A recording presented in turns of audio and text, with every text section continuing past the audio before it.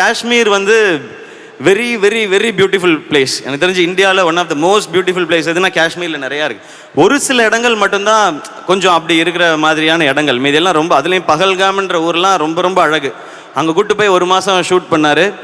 அதுக்கப்புறம் தான் வந்து ஒரு 2 மாதம் ஆச்சு. 2 மாதம் ஷூட் பண்ணும்போது முதல்ல பனி பார்த்தோம், அப்புறம் வந்து வெயில் பார்த்தோம், அப்புறம் மழை பார்த்தோம்.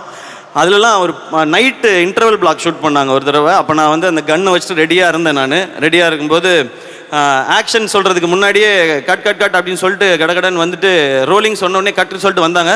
இப்போவே சுட வேணாம், அப்புறமா ஆக்ஷன் சொன்னோன்னே சுடுங்க அப்படின்னா, நான் எங்கே சுடுறேன், குளிரில் ஆடுதுங்க கன்று, நான் சுடலைங்க அப்படின்னு சொன்னேன் நான்.